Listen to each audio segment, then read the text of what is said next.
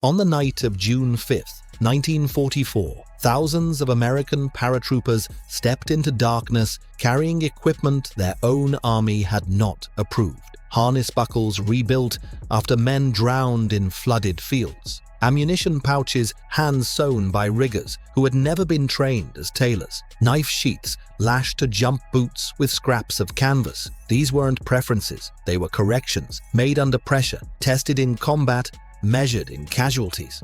What follows are 10 unauthorized modifications made by World War II paratroopers and the failures that forced them into use. Each entry represents a moment where doctrine failed and where the solution came from the men themselves. The changes were not about novelty, they were about survival. Number 10. T5 Parachute Quick Release Conversion. This modification was adopted after men were killed without it. The T5 parachute used spring-loaded clips across the chest, reliable in the air, a death trap on the ground. After landing, men couldn't release the buckles, especially loaded with 70 to 90 pounds of equipment. In the flooded zones behind Normandy's beaches, that meant drowning. Paratroopers landed in water and were dragged by their canopies, unable to free themselves, pulled face down through marshes. After-action reports documented it in blunt terms. After Normandy, every parachute was retrofitted with a quick release box. Riggers executed the conversion at unit level using British hardware. One twist, one strike with the palm, and the harness fell away. The bitter irony. A quick release had been tested before the war, but rejected after a demonstration failure. It took drowned men in Norman fields to reverse that decision. Every American parachute since has incorporated quick release as standard. The men who drowned paid for it with their lives. Number 9. Bootstrapped trench knives. The M3 trench knife came in a scabbard designed for the pistol belt. Within weeks, paratroopers moved it. A man under canopy, loaded with reserve chute and musette bag, couldn't reach his belt. If he landed in a tree needing to cut suspension lines, the knife was trapped behind webbing. The solution? Strap the M3 to the boot using web tape and leather thong. It rode above the boot top, accessible with one hand even while suspended. The narrow blade snapped easily when used for prying. No replacements were carried. A broken M3 meant no cutting tool at all. The Germans already had this solved. They carried purpose-built gravity knives for cutting lines. Americans improvised their way to the same answer with existing gear and canvas strips. After the war, the boot knife influenced every subsequent airborne design, but relocating gear for access wouldn't stop at knives. Number 8. Rigger-sewn cargo pockets on M43 trousers, mid-1944. The Army recalled the M42 jumpsuit after Normandy. Replacement? Standard M43 combat trousers. No cargo pockets. It made logistical sense, but it stripped paratroopers of their defining capability, carrying ammunition on the body, not in bags that could be lost on a drop. Riggers fixed it. Using sewing machines meant for parachute repair, they cut pockets from water-resistant canvas and sewed them onto M43 legs, added tie-down straps to cinch loaded pockets against the thigh during descent. Fast work. Period photos show functional stitching, not elegant. Each division produced slightly different versions. When the Army designed the M1951 uniform, it included built-in cargo pockets borrowed directly from what riggers had improvised. The demand for body-mounted storage extended beyond pockets to ammunition itself. Number 7. Helmet netting and scrim camouflage. The M1 helmet stopped shrapnel. It wasn't invisible. Under moonlight, the smooth surface reflected light, presenting a recognizable silhouette. For paratroopers behind enemy lines at night, that was an immediate problem.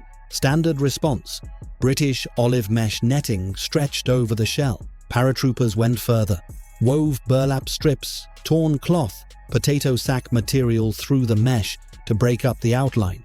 Some attached first aid kits for quick access. Others fixed radium discs to the rear, visible only from directly behind at short range for following in total darkness. None of it authorized. Netting came through British supply. Scrim improvised from whatever was available. German accounts from Normandy described difficulty identifying American paratroopers at ranges where standard helmets were immediately recognizable. The broken silhouette worked. Cost, weight, and snagging. But no paratrooper who'd operated at night behind German lines argued for removing it. Number 6. Rigger pouches for ammunition. Standard ammunition carriers unfastened during parachute descent, opening shock-stressed snap closures. Men landed and discovered half their rifle ammunition scattered across dark Norman fields. Riggers built replacements, leftover parachute canvas, blackened lift-the-dot snaps, universal pouches for the pistol belt, held 4 Garand clips or 2 carbine magazines or 2 grenades, called them Air Corps pouches from an ordnance catalogue, but most were hand-sewn copies by unit riggers. When snaps ran out, paracord tie-downs substituted, worked for Normandy, had a flaw. Loose items, especially Garand clips, fell out during movement.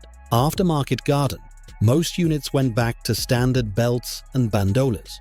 More secure, less customizable. The rigger pouch disappeared. Its principles survived. Unit personnel manufacturing their own equipment became foundational to modern user-level modification. Standard equipment failed under airborne conditions. Official solutions took too long. Paratroopers turned to riggers and their own hands. What follows addresses not comfort, but arriving armed and alive. Number 5. Gammon Bomb Field Loading. The Gammon Bomb wasn't unauthorized. British designed. Officially the number 82 grenade. What mattered was how it was used.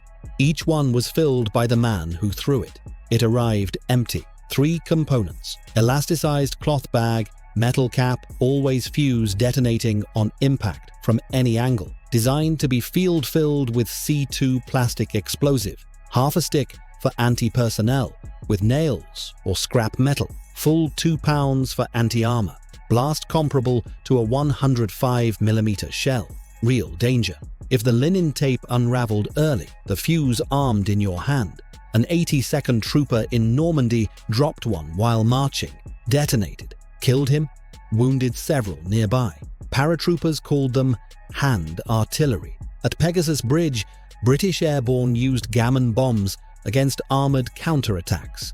Light infantry gained scalable anti-tank capability. No launcher, no crew, just plastic explosive from standard demolition kits. Modern special operations still apply this lesson. Modular weapons, customized at point of use, replace entire classes of munitions. Number 4. Leg bag adoption from the British. How to deliver a paratrooper and his weapon to the same spot plagued planners throughout the war.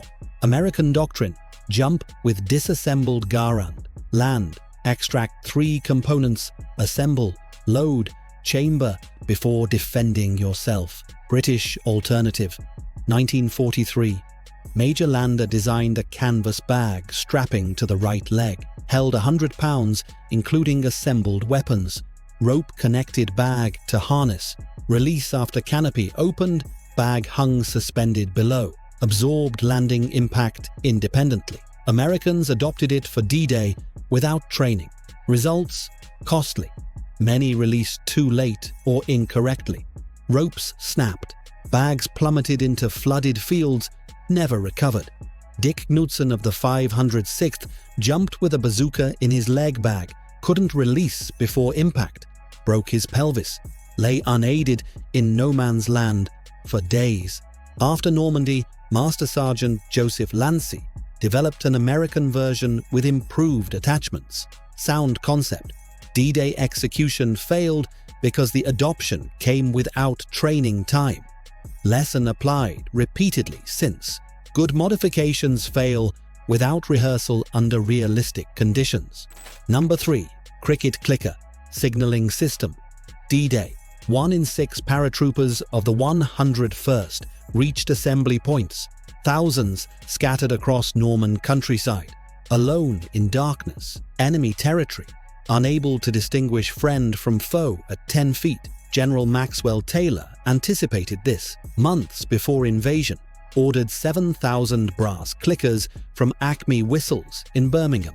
Originally timekeeping aids for orchestra conductors, Taylor saw different use. Simple system.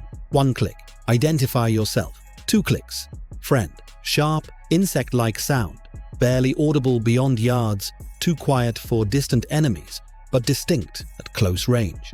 Taylor used 1 hour after landing, alone in a hedgerow, pistol in one hand, cricket in the other, clicking into darkness until finding other Americans. Worked because it exploited a gap Germans couldn't close. Even captured and reproduced, the response protocol was behavioral, not mechanical. The 101st ordered crickets discarded after day 1. 18 hours of use. In that window, scattered paratroopers formed ad hoc squads, seized objectives despite catastrophic drop dispersal. The clicker didn't change the battle. It made the battle possible. 7,000 brass toys, pennies each, held together an airborne division on the war's most important night. Previous modifications addressed ground operations. The next 2 addressed the jump itself, seconds between aircraft door and earth, where fundamental failures occurred. Number 2, extended Griswold bag for assembled weapons. Standard method for jumping with rifles. Break the garand into barrel, stock, trigger group, zip inside heavy bag, hook to harness chest. In Normandy, nearly fatal. Landing under fire meant unzip, extract 3 components, assemble, load, chamber, before defending yourself. Veterans reported losing critical seconds exactly when Germans closed on positions. Riggers solved it. Post-Normandy, parachute sections sewed canvas extensions onto Griswold bags, long enough for fully assembled, loaded garand or carbine. Weapon complete, round chambered, safety on. Land, unzip, loaded rifle in hands within seconds, varied between units. Some extensions for full garand, others shorter for folding stock carbines. By Market Garden, September 1944, extended Griswold was standard across the 101st, added weight and bulk to overloaded harnesses. No paratrooper who'd assembled rifles under fire in Normandy found that trade unreasonable. Principle carried forward. The first weapon needed on ground is the weapon already in hands. Assembly time is vulnerability time. Number 1, Mohawk haircuts and war paint. Hours before D-Day, a Stars and Stripes photographer captured one of the war's most recognizable images. Paratroopers of the 506th, heads shaved into mohawks, applying war paint scraped from invasion stripes on their C-47's fuselage. The first demolition section, later the Filthy 13. Sergeant Jake McNeice, part Choctaw. His idea, entirely unauthorized. Modification not to metal or canvas, to the human wearing the uniform, paint from aircraft marking supplies, never intended for skin. Haircuts violated grooming regulations outright, but McNeice understood what no manual addressed. A 13-man demolition team jumping into suicide missions needed to believe they were something other than expendable. War paint and mohawks gave them that. Germans noticed. Propaganda leaflets referenced American paratroopers as gangsters and savages, confirming McNeice's intended psychological effect. Minor cost in materiel, significant in discipline. Officers tolerated it because the Filthy 13 accomplished every assigned demolition objective. The Mohawk became unofficial tradition, persisting in airborne units today, though technically still against regulation. One squad's morale ritual became template for what modern military calls psychological preparation for combat. 10 modifications, none from laboratories, all from failure. The soldier closest to the problem sees the solution first. They carried it anyway.